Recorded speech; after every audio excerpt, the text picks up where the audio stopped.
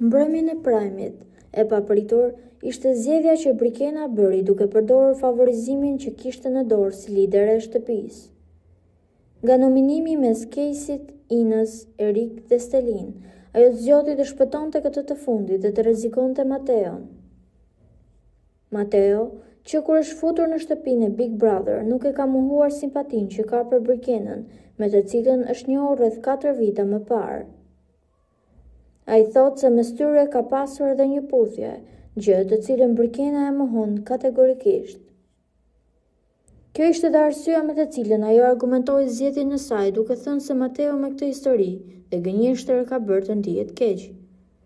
Big Brother ka publikuar momente nga dhoma e rrëfimit, ku Mateo shprehet se u ndjeh shumë keq, jo për shkak të nominimit, po për shkak të zgjedhjes së Brikenës. Nuk e prisja, për mua ishte shumë shgënjyese. Ai ju referua dhe një shprehje që vetë Brikena përdor shpesh. Ti më jep një çokoladë, unë të jap 10. Sipas Mateos, realiteti rezultoi krejt ndryshe. Unë hyra duke i dhënë një çokoladë dhe mbrapsht mora një thik, tha ai duke shtuar se u mërzit shumë pasi nuk e kishte pritur këtë vendim dhe i kishte ardhur realisht keq. Nga ana tjetër, Brikena i qëndron versionit të saj duke thënë se zgjedhja nuk kishte për hakmarrje, por për t'i treguar se e ka bërë të ndihet atë keq. Hakmarrje asnjëherë.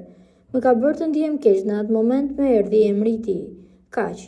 Se s'është fakti ta puthja, se s'ka ndonjë gjë të keqe të puthësh një person, por në momentin që nuk ka ndodhur, unë kam qejf që një person të tregon të vërtetën, tha ajo ndër të tjera. Ndërkohë, ditën e sotme Brikena dhe Mateo janë parë tepër të distancuar nga njëri tjetri. Madje, në një moment, Brikena është parë dhe duke qarë vetme në ambientet e jashtme të shtëpisë, ndërsa të gjithë banorët janë shprehur kundër zgjedhjes së saj. Po juve çfarë mendimi keni për këtë situatë? A mendoni se zgjedhja e Brikenës ishte e drejtë? Komentojeni mendimin tuaj dhe mos harroni të shtypni butonin subscribe për të mos humbur asnjë video të re rreth kanalit ton. Ju faleminderit.